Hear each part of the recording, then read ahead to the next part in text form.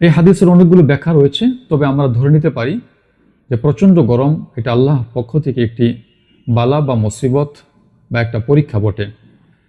আসসালামু আলাইকুম ওরহমতুল্লাহি ওয়া বারাকাতুহু।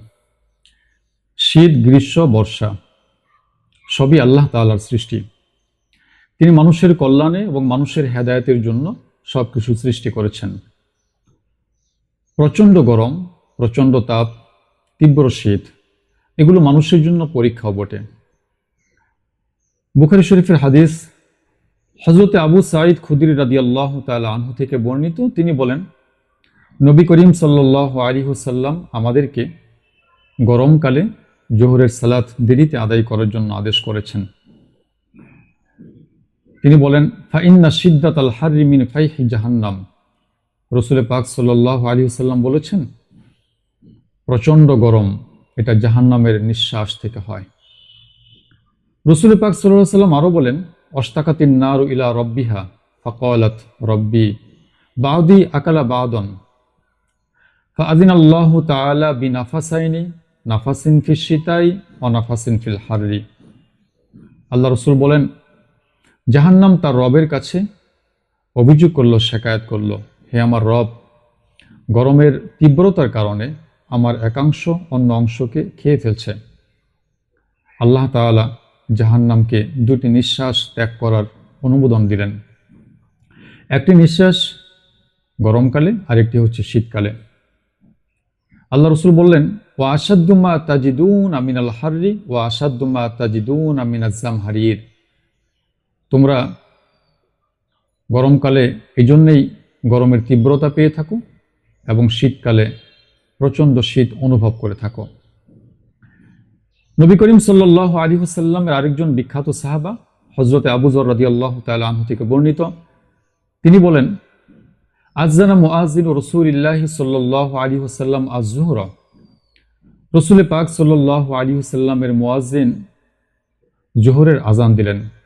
ফাকালা আবরিদ আবরিদ আও ইনতাজির ইনতাজির। নবী করিম সাল্লাল্লাহু আলাইহি ওয়াসাল্লাম তখন সাহাবাদেরকে বললেন, প্রচণ্ড গরমকে ঠান্ডা হতে দাও, ঠান্ডা হতে দাও, অথবা তিনি বললেন, অপেক্ষা করো, অপেক্ষা করো। ফাইন্না শিদ্দাতাল হাররি মিন ফাইহি জাহান্নাম। নিশ্চয়ই প্রচণ্ড গরম এটা জাহান্নামের নিঃশ্বাস বটে। ফাইদাশতাদ্দাল হাররু ফাআবরিদু আনিস সালাত হাত্তা রাআইনা ফাইআত তালুল।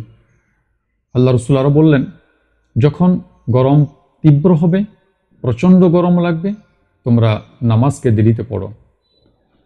এবং সাহাবাই কারাম বললেন যে গরমকালে আমরা নামাজকে এত বেশি দেরি করেছি, জোহরের সালাতকে আমরা টিলার ছায়াগুলো দেখতে পেতাম।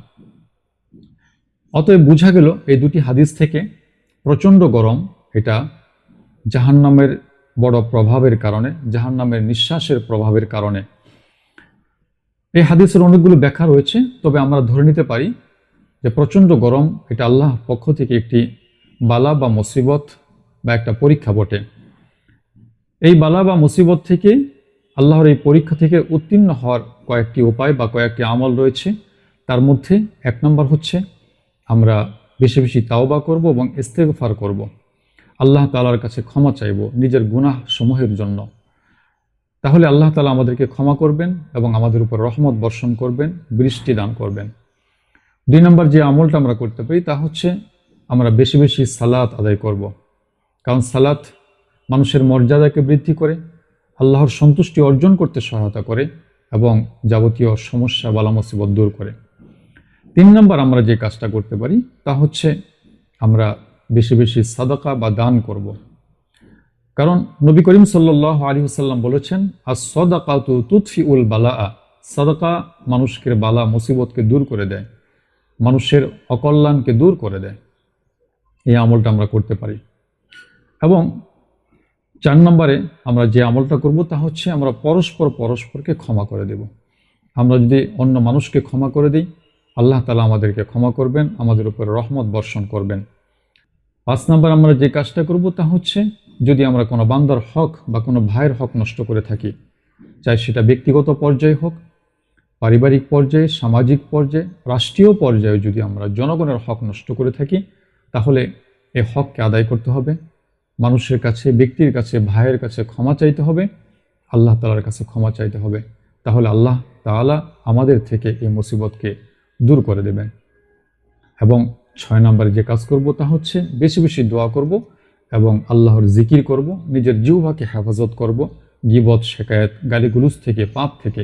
তাহলে আল্লাহ তাআলা আমাদের উপরে রহমত বর্ষণ করবেন ইনশাল্লাহ।